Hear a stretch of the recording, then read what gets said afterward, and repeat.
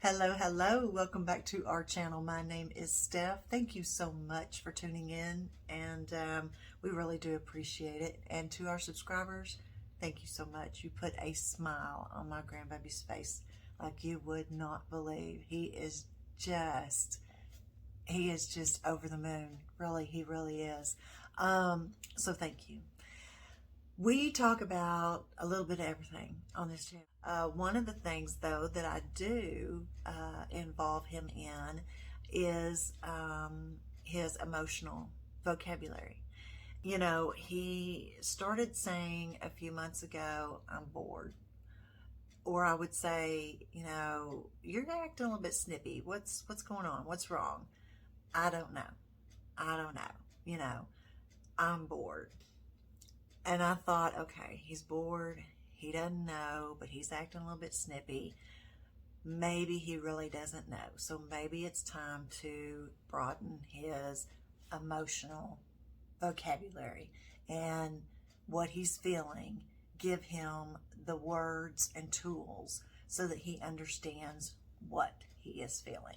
So a few months ago, we implemented that into our homeschool.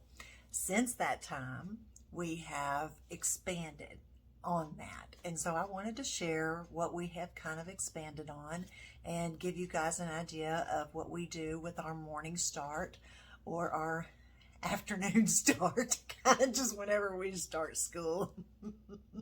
Okay, so here's the deal. It's springtime, and in Texas, we rarely get to see a spring. So now that we're seeing one, we're kind of enjoying it because I figure the 115 degrees is going to hit anytime, and then we'll be back in full swing again, and then we'll have a little bit of a fall. Hopefully we'll have a little bit of a fall, and then he'll start second grade. So that's kind of how I vision it happening. It probably won't go that way.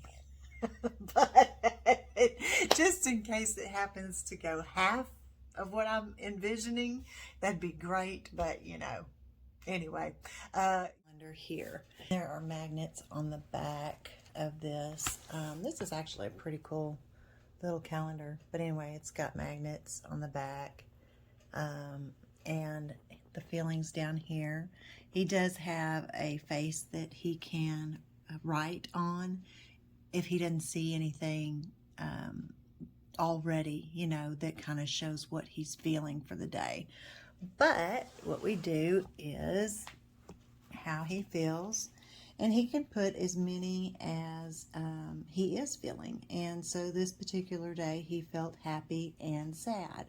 So we talk about what was making him feel happy, what was making him feel sad, and if it's something that he answers, "I don't know" to, then we hit one of these books to try and dig a little bit deeper into what may be causing the root problem of the sadness, for one, but also the happiness, because I want to try and draw out that happiness if I can, and figure out what has caused him to be sad.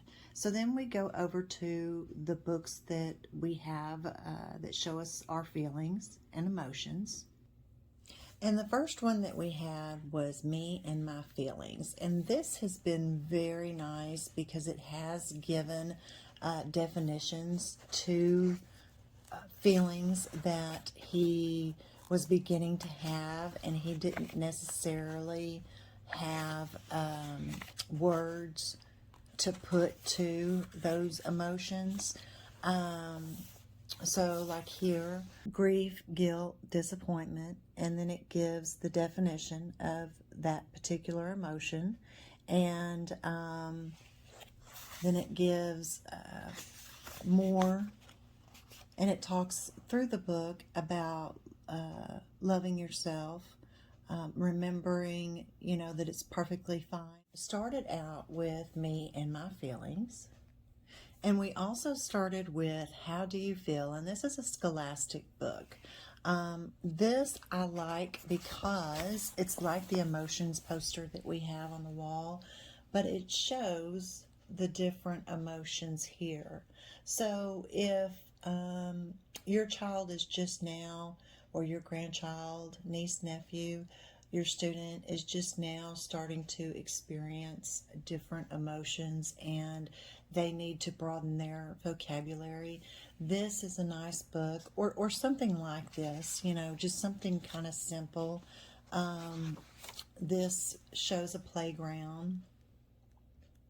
And I know mine has had a little bit of social anxiety around the playground. So this has been real nice to give him a picture and an emotion that he might be feeling. Mad. And there. And then brave. And, like I said, it doesn't have to be this particular book, but I will link these down at the bottom for you. Then the next one we added had to do with colors.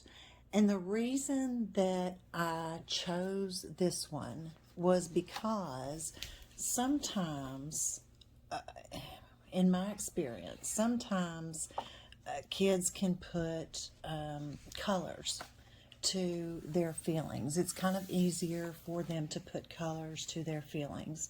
So, for instance, on other days, other things, on bright blue days, I flap my wings. And then a purple.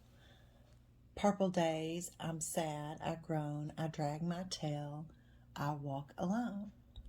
Now my grandson said, well, Mimi, on purple days, I feel, and so he opened up. He said, on purple days, I feel this way, and on blue days, I feel this way. So he was able to relate to the colors and some of the vocabulary that we had been through. I have this right here. Yes, yes, yes. And especially because it was my mixed emotions. And the reason that our books have grown is because his emotions have grown. So he is no longer, just in this category or this category.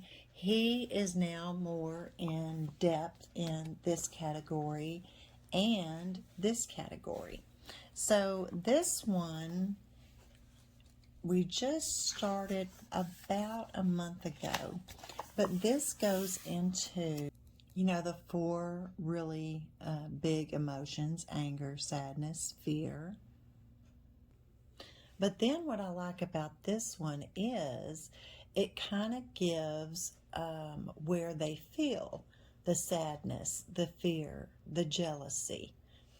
And it gives them a visual on, look at these emotions. And here is where somebody might feel disgust in the throat, tummy, hands, whole body, happiness, anger, whole body, and then the arms are activated. And he even showed me, 10 up, and he made the fists, and 10 up. So in the hands, so yes, in the hands, and in the arms, and in the belly and chest, and sadness, and fear, and jealousy.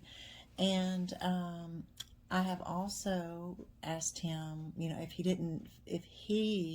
didn't exactly feel sadness right here, to kind of draw where he would feel sadness. But for the most part, he kind of agreed with this. Now, the only thing that he really can't associate anything with just yet is he does have a little bit of disgust, because he is starting to, with food and stuff like that, he's starting to associate disgust with that. But the only one he hasn't really felt yet is this one. And I kind of attribute that to him being an only child, honestly. But it's just a matter of time before he does.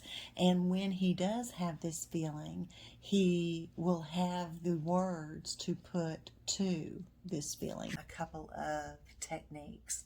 I'll ask him if I can hold his hand, because hand holding is kind of a calming touch, to hand hold.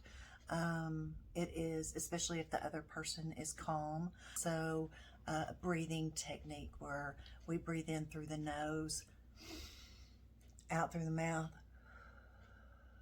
and it's breathing in through the nose and counting in our heads 1, 2, 3, and then breathing out through the mouth 1, 2, 3, 4, 5. So giving him some breathing techniques also to help calm down. The other thing is I have made sure to let his pop know exactly what we are talking about when it comes to vocabulary. That way, if he does approach Pop about something, my husband's fully aware of what Remington is trying to say, or he's talking about. So I think that for me and my family, it is important for the other caregiver to know what you got, what you're talking about, so that they are involved and can help out as well. We have a few other techniques that we use, but for the most part, going through the vocabulary, giving a name to the feeling, a tremendous help to him, because he does have high anxiety, and because he is in situations where his emotions kind of bounce around a little bit. And so I just kind of felt it necessary, because he is growing emotionally, to put words to emotions. So anyway, what we're doing, and I just wanted to let you guys know that we have kind of elaborated a little bit on our feelings and emotions. And then the last thing is, I don't have time to show you. I wanted to show you. There has been something that I have been wanting our subscribers know that there has been something that I have been searching for to add to our homeschool. And I think that I have finally found that introduction, and I cannot wait to share it with you. So I will be putting out a video in a couple of days. I hope in a couple of days to share another thing that we've introduced into our homeschool. And yeah, I'm very, very excited to share it with you. So look for that. I really am excited to share it with you. So that's really about it. If you have any comments or any questions, please feel free to leave them down at the bottom. I will link all of this down at the bottom as well. And until we meet again, be good to each other. Bye-bye.